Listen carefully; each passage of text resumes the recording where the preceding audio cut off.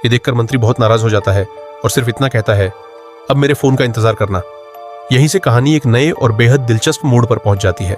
Pedro जैसे ही घर पहुंचता है तभी उसके फोन की घंटी बजती है। दूसरी तरफ से उसे बताया जाता है कि उसका ट्रांसफर हो चुका है। यह खबर सुनते ही उसके चेहरे पर खुशी आ जाती है, लेकिन बेचारे पेड्रो को क्या पता था कि उसका ट्रांसफर किसी पुलिस स्टेशन में नहीं बल्कि सीधे साइबर क्राइम ब्रांच में हुआ है। अगले दिन जब वह अपनी नई पोस्टिंग पर पहुंचता है तो उसे एक कंप्यूटर के सामने बैठा दिया जाता है। पेड्रो को कंप्यूटर चलाना तो दूर, उसे ठीक से ऑन करना भी नहीं आता। वह बड़ी मुश्किल से कंप्यूटर चालू करता है कि तभी एक अफसर उसके पास आता है और बताता है कि पिछली रात उनके सर्वर पर साइबर अटैक हुआ था, जिसमें उनकी सारी जरूरी फाइलें चोरी हो गई हैं। ये सुनकर पेड्रो हैरानी से पूछता है, आखिर ये फाइलें रखी कहां थीं?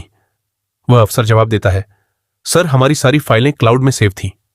ये सुनते ही कहता है, अरे भाई, बादलों में भी कोई फाइलें रखता है? अगर बारिश हो जाती तो सारी फाइलें भीग नहीं जाती? उसकी यह बात सुनते ही वह अफसर गुस्से से लाल हो जाता है। तभी पेड्रो को एहसास होता है कि उसने सबके सामने अपनी ही बेइज्जती करवा ली है और शर्मिंदा होकर वहां से निकल जाता है। वह सीधे अपने सीनियर ऑफिसर के पास जाता है और कहता है, सर प्लीज मेरा यह पनिशमेंट ट्रांसफर खत्म कर दीजिए। यह कंप्यूटर वाली दुनिया मेरे बस की बात नहीं है। उसका सीनियर मुस्कुराते हुए कहता है, अगर तुम 2-3 बड़े केस सॉल्व कर लोगे तो मैं तुम्हारा ट्रांसफर वापस करवा दूंगा। यह सुनकर पेड्रो के अंदर फिर से उम्मीद जाग जाती है। वह पूरे आत्मविश्वास के साथ कहता है, ठीक है सर, अब यह काम होकर रहेगा। वो सीधे प्रीतम के पास पहुंचता है और उससे कहता है, यार मेरी खातिर 1-2 केस सॉल्व कर दे।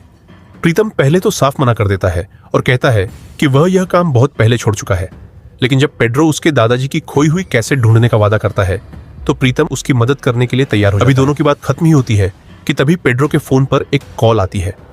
दूसरी तरफ उसकी जूनियर एक ईमेल पढ़कर सुनाती है, जिसमें एक आदमी लिखता है कि नए साल की रात वह पहले अपनी पत्नी, फिर उसके प्रेमी को मार देगा और आखिर में खुद भी अपनी जान ले लेगा। पेड्रो तुरंत प्रीतम की तरफ देखता है और कहता है, केस हर हाल में सॉल्व करना होगा। प्रीतम को अचानक अतीत की कोई पुरानी बात याद आ जाती है। वह कुछ पल सोचता है और फिर इस केस पर काम करने के लिए हाँ कह देता है। अब देखना यह है कि क्या प्रीतम और पेड्रो समय रहते उस रहस्यमयी अपराधी तक पहुंच पाएंगे या फिर नए साल की शुरुआत 3 मौतों के साथ होगी।